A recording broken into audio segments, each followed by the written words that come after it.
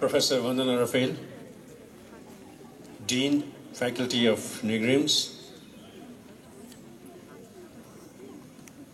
Professor A.C. Fukan, Medical Superintendent, Professor Noor, Controller Examinations, distinguished heads of departments,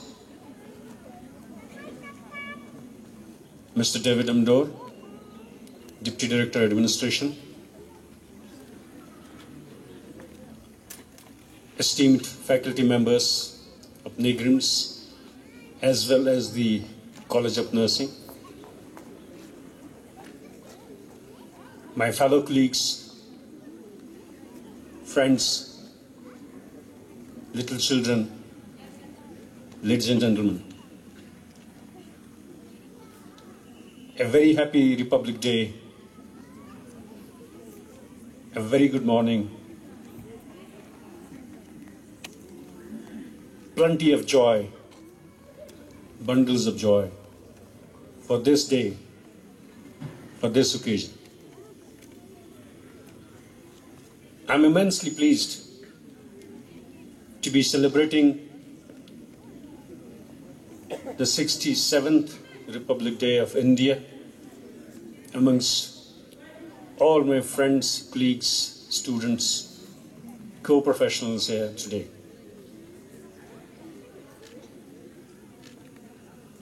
January 26th, 1950 happened to be Sunday. And it was designed deliberately to make this 26th January the Republic Day for the celebration part of it, despite the fact that the constitution that was drafted was adopted and agreed to earlier on 26th of November, 1949.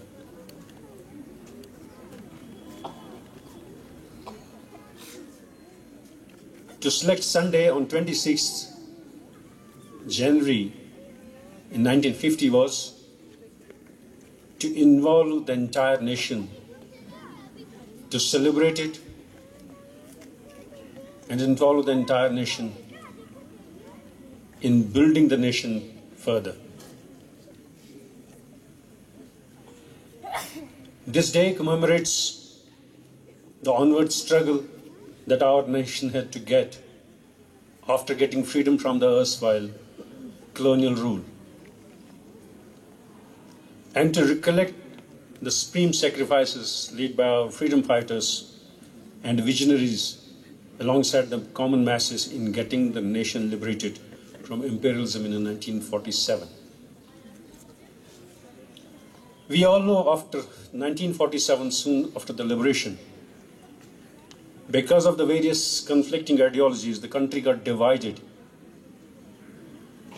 And it took a very heavy toll of human life that added to the sufferings of the people on either side of the partition. It is because of this constitution that people of irrespective of their different ideologies could dwell under one ideology of Republic of Secular India.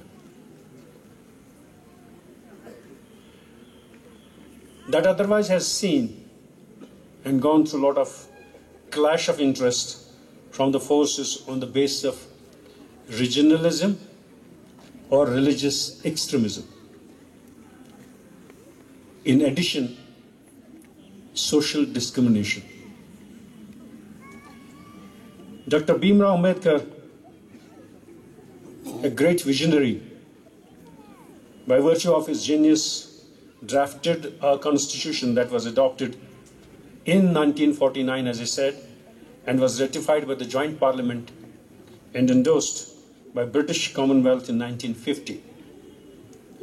This working constitution enshrines the fundamentals of the basic living of its people, irrespective of caste or creed, to uphold the supreme sacrifices of its martyrs who fought for the freedom of this country,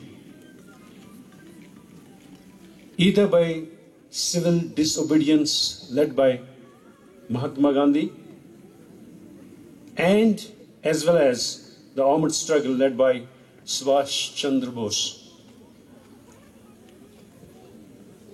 This constitution guarantees civil rights to its people in terms of principles of justice, equality, freedom of expression and will, right to grow and progress with equal opportunities.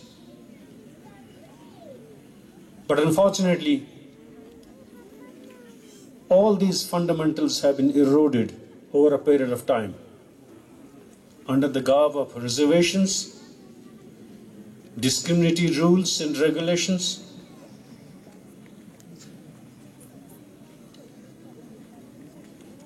contradictions for different sects of people, because of which the mere hard work, grit, strong determination and perseverance on the basis of merit and performance seem to be dwindling yardstick for the contribution in overall nation building.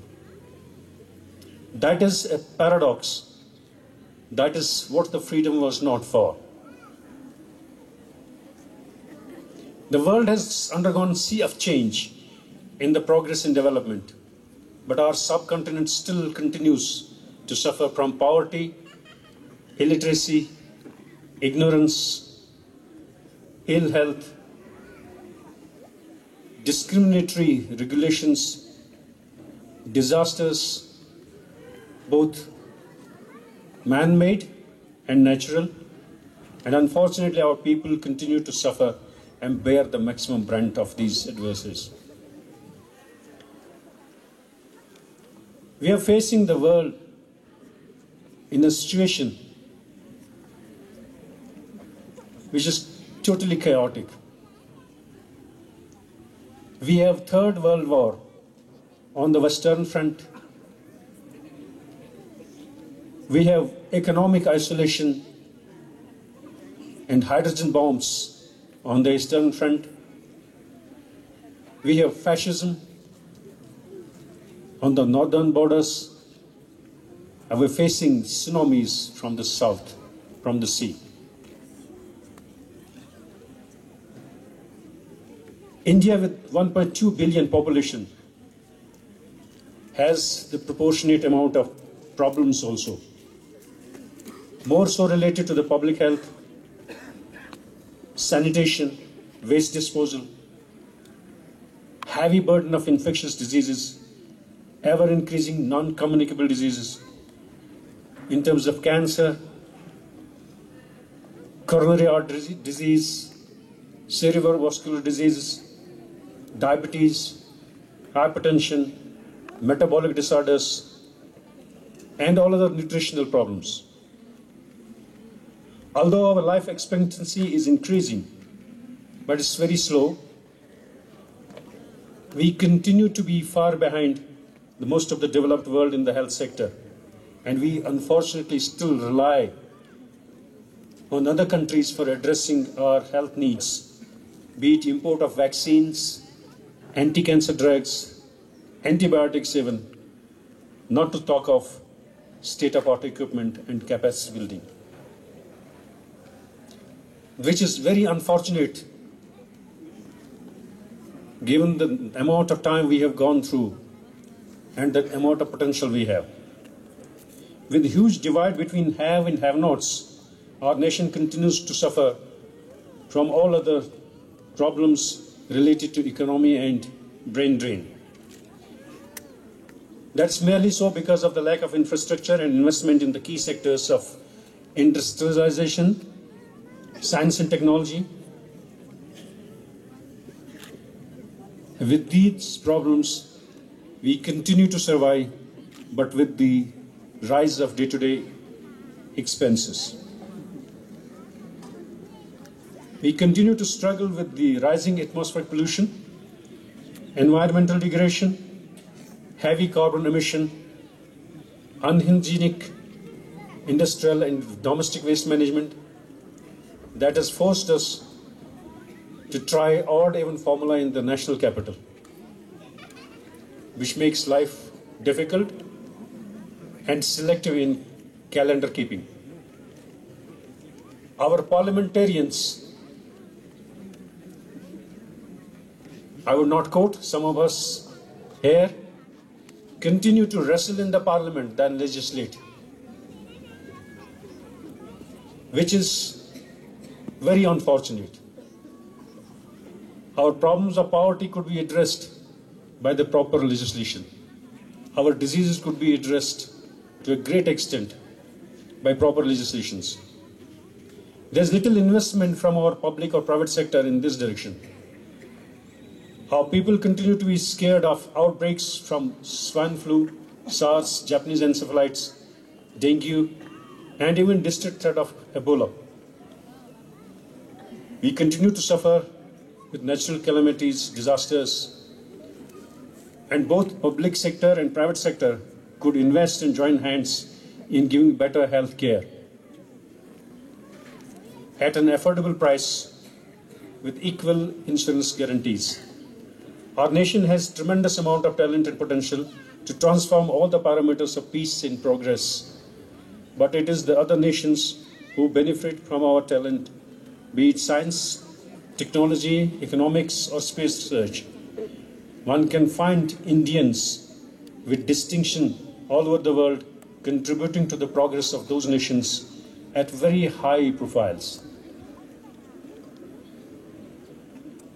The great leaders that we have, the statesmen that we have, the visionaries, and Nobel laureates of Indian origin and other intelligentsia could all put their heads together in helping this nation come out of the shackles of poverty, illiteracy, economic isolation, given the potential that this nation has that can be assessed by our space research organization with its very first successful launch of Mars mission, our strides in software engineering, our strides in internet explosion, and thus we could contribute a lot in Make in India or Clean India or Healthy India. Converging to the NEGRIMS, we the people at NEGRIMS have our collective responsibility and duty to address these problems. Therefore, I would urge my entire faculty at NEGRIMS, along with all other co-professionals, to fulfill their commitment and address the problems of dis-ease or discomfort that our patients report with from the entire Northeast or from all other adjacent neighboring regions. And also those who cannot reach us, whom we could reach by our outcome programs and deliver the basic health care at their doorsteps. My dear friends, our commitment to serve the poor and underprivileged, irrespective of our stats and style or way of working, shall go a long way in fulfilling the promise of this Center of Excellence, this Institute of National Importance. We can indigenize our efforts and approaches to address the unique problems that this northeastern region has, given its difficult geographical terrain and, unfortunately, the neglect in the past. I would at the same time emphasize the need for research-oriented mindset of my faculty and other co-professionals with it in improvising the techniques and managing complexities, simultaneously publishing their data in the leading journals of the world, upholding the medical ethics, the care, and the caution. The administration at NEGRIMS is trying our best to enhance and expand the quality care with its highly talented faculty that we have from all the parts of the world, and especially from entire northeastern region. I am proud of my resource personnel my co-professionals, my research scholars, colleagues, friends, and all other staff members working at this prestigious institution in realizing the dream of a national institute. I do acknowledge the problems that their families and friends suffer because of their commitment to serve the people. I share their pain and discomfort as and when all of these colleagues and their families bear it. I hope that with my ever-increasing commitment and promise to serve one and all alike, I build this institution so as to achieve its goal of an institution of excellence. Before I conclude, I would like to quote Dr. B.R. Ambedkar, who said, "On 26th of January 1950, we are going to enter into a life of contradictions. In politics, we'll have quality. In social and economic life, we'll have inequality. In politics, we'll be recognizing the principles of one man, one vote, and one value. In our social and economic life, we shall, by reason of our social and economic structure, continue to deny the principle of one man, one value. How long shall we continue to live this life of contradictions?" Unquote. I find it very relevant even today. Given the essence of this quote, I think we still are somewhere where we need to relook into what is required of us in nation building. My dear friends, we have seen caste discrimination, we have seen religious discrimination, we have seen political discrimination, we are seeing religious and regional discrimination. And I believe caste discrimination is leading to suicide of scholar India. Religious discrimination is leading to suicide of secular India. Political discrimination is leading to suicide of democratic India. Regional discrimination is leading to suicide of Republic India. So, let us do away with disproportionate reactions. Let us do away with disproportionate social activism. Let us do away with disproportionate media interference. Let us do away with discrimination of all sorts. Instead, let us legislate, not wrestle in the parliament. Let us invent and innovate in medical sector. Let us coordinate and contribute at social fronts. Let us incentivize and indigenize our research. Let us research and resurrect entrepreneur India, incredible India.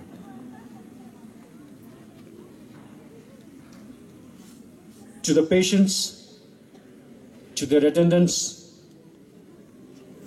attending at NIGRIMS, to the people from the entire Northeast, my distinguished co-professionals and their families,